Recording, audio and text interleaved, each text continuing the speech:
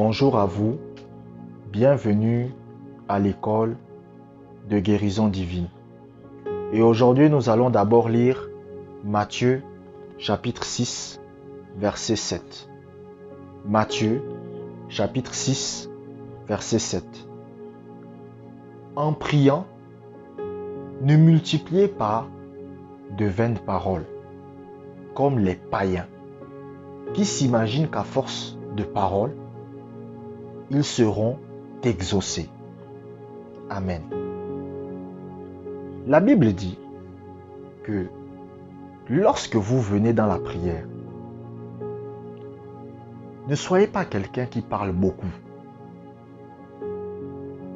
Ne soyez pas quelqu'un qui parle trop. Pourquoi?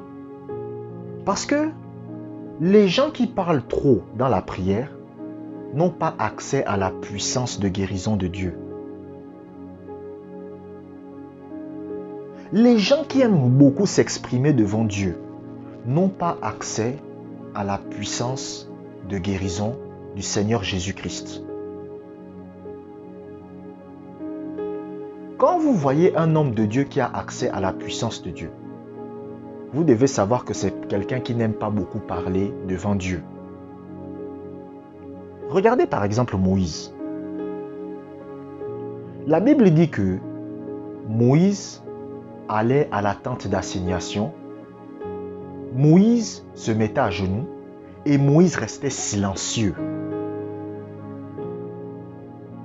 La Bible n'a jamais dit que c'est Moïse qui parlait d'abord à Dieu. C'est Dieu qui parlait à Moïse. Ça veut dire que Moïse restait quoi? Silencieux. Parce que Moïse savait que la puissance de guérison de Dieu est accessible aux gens qui savent rester silencieux devant lui, devant le Seigneur. Quand quelqu'un vient devant Dieu, il se met à genoux, il se tait, et il reste là. Ce sont ces personnes-là qui accèdent à la puissance de guérison de Dieu. Vous savez, Kathryn Kuhlman, à l'époque, quand elle priait, elle aimait beaucoup parler. Donc quand elle venait devant Dieu, elle parlait beaucoup, elle criait beaucoup, elle était là, elle agitait les bras, elle transpirait. Et un jour, elle s'est dit, je vais changer ma façon de prier. Donc elle venait, elle se mettait à genoux, elle restait silencieuse devant Dieu. Silencieuse.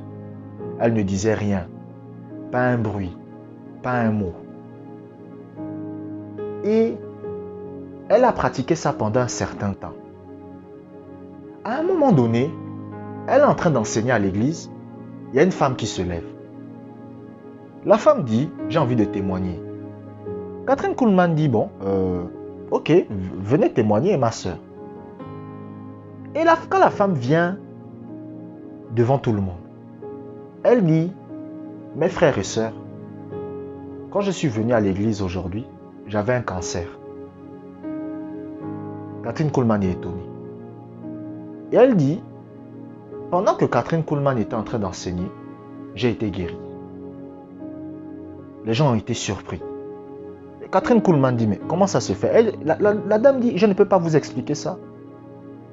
Une semaine après, Kathryn Kuhlman est en train d'enseigner. Une autre femme se lève.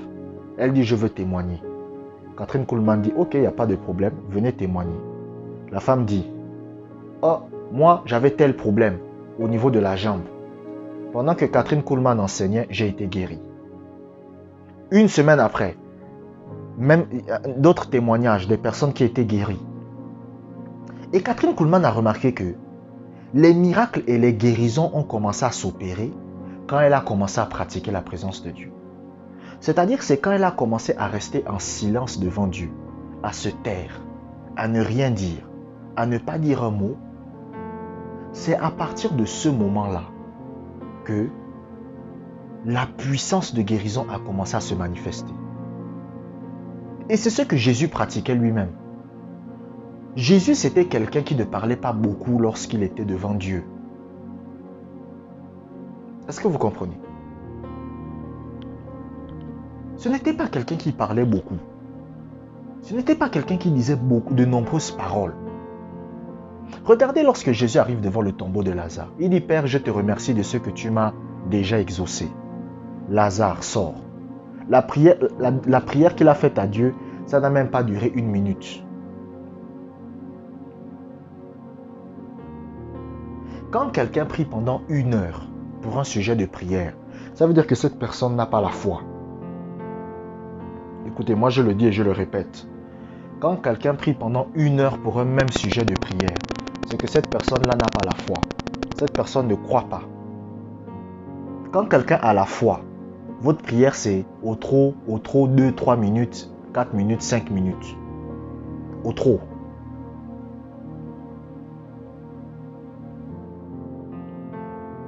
Pourquoi la plupart des chrétiens n'ont pas la puissance de guérison de Dieu dans leur vie?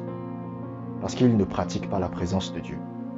Parce qu'ils ne se mettent pas à genoux et parce qu'ils ne restent pas silencieux. Allez fréquenter les églises. Posez la question à combien de chrétiens pratiquent ce que moi je vous dis. Les gens pensent que ce que moi je suis en train de dire dans mes podcasts, c'est des choses que c'est fréquent. Allez dans les églises, interrogez les gens, faites-les asseoir. Dites-leur quand tu pries chez toi, comment tu pries. Vous allez voir ce qu'ils vont vous dire. Vous allez voir ce qu'ils vont vous dire. Ils ne vont pas vous dire qu'ils se mettent à genoux et ils restent silencieux devant Dieu. Écoutez, même dimanche, allez dans l'église, interrogez les gens. Sur 100 personnes, il y aura peut-être qu'une seule personne qui pratique ce que je suis en train de vous dire dans ce podcast. C'est-à-dire quelqu'un qui reste silencieux devant Dieu. Et lorsque vous faites ça, votre santé sera comme celle de Moïse. C'est-à-dire que même si vous êtes quelqu'un qui a 90 ans, 70 ans, peu importe votre âge, votre corps sera en bonne santé. La dernière fois, j'avais un problème là, au niveau du ventre, et je pratiquais la présence de Dieu. Le problème est parti. Parce que plus vous consacrez du temps à pratiquer la présence de Dieu chaque jour, ce qui va se passer, c'est quoi? C'est que la santé divine va commencer à se manifester dans votre corps. Est-ce que vous comprenez? Nous allons lire un deuxième passage biblique. 1 Corinthiens chapitre 14 verset 2. 1 Corinthiens chapitre 14 verset 2. En effet, celui qui parle en langue ne parle pas aux hommes, mais à Dieu, car personne ne le comprend, et c'est en esprit qu'il dit des mystères.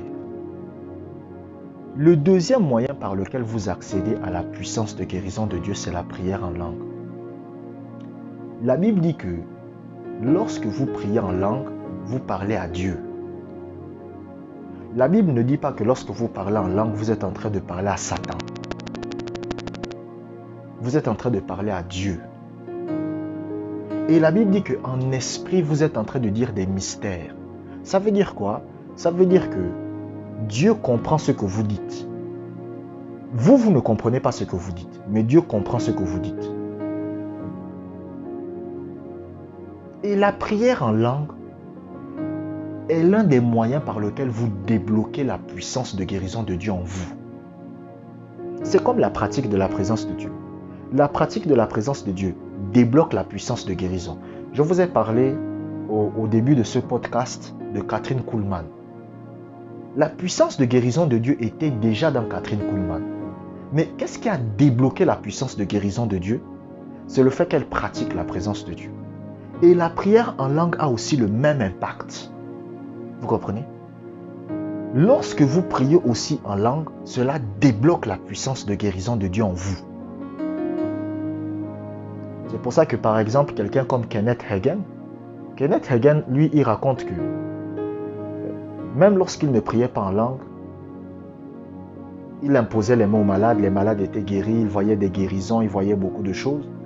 Mais lorsqu'il a commencé à prier en langue, ça s'est développé. La prière en langue développe la puissance de guérison en vous. En fait, quand je parle de puissance de guérison, en réalité, la prière en langue développe la puissance. Mais maintenant, cette puissance peut être utilisée pour la guérison. Vous comprenez?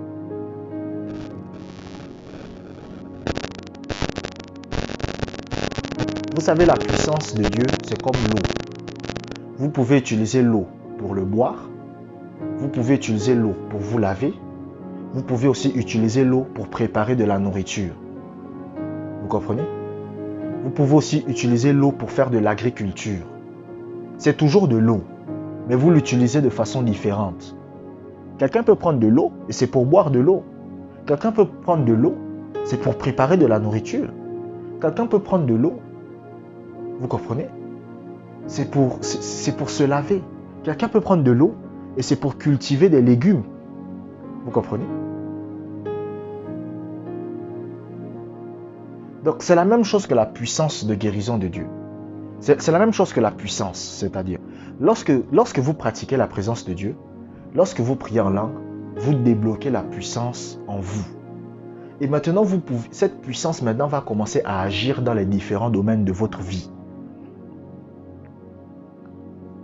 Donc cette puissance peut agir dans le domaine des finances, cette puissance peut agir dans le domaine de la santé, cette puissance peut agir dans le domaine du mariage, cette puissance peut agir dans tous les domaines de votre vie, cette puissance agit. Donc c'est ça l'avantage de la prière en langue. La prière en langue débloque la puissance de Dieu en vous. Et cette puissance va commencer à travailler aussi pour vous apporter la guérison.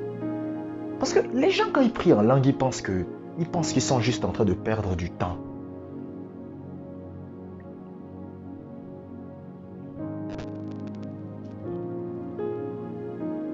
C'est pour ça que Satan ne veut pas que les chrétiens puissent prier en langue. Pourquoi Satan ne veut pas que les chrétiens puissent prier en langue? Parce qu'il sait que si vous êtes un chrétien et que vous priez en langue, la prière en langue débloque la puissance de guérison en vous. Ça débloque la puissance en vous. Est-ce que vous comprenez?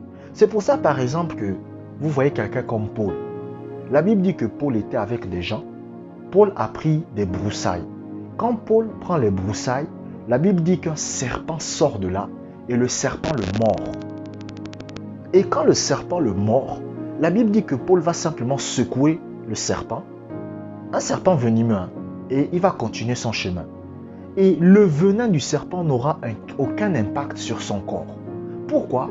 Parce que sa vie était imprégnée de la puissance. Mais comment il a fait pour imprégner sa vie de la puissance de Dieu? La prière en langue. C'est pour ça que si vous voulez connaître un chrétien qui a la puissance de Dieu dans sa vie, soit il pratique la présence de Dieu, soit il prie en langue. Un chrétien qui ne pratique pas la présence de Dieu, ou un chrétien qui ne prie pas en langue, la puissance de Dieu ne sera pas dans sa vie. C'est pour ça que les chrétiens aujourd'hui se font maltraiter.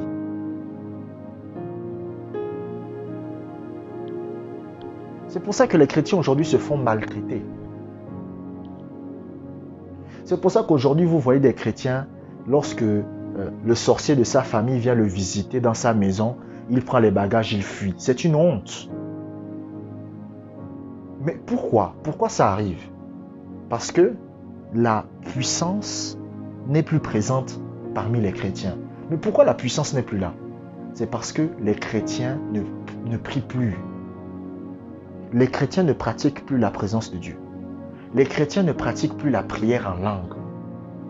Une église, là où tous les chrétiens... Écoutez, même si vous êtes un pasteur, moi je vous dis la vérité. Vous devez avoir des temps là où vous vous réunissez avec l'église, vous priez tous en langue. Avec les responsables. Alléluia. Et vous priez en langue. Et en faisant ça, vous développez la puissance de guérison de Dieu en vous. Est-ce que vous comprenez? Abonnez-vous pour des prochaines vidéos. Que la grâce du Seigneur soit avec vous. Amen.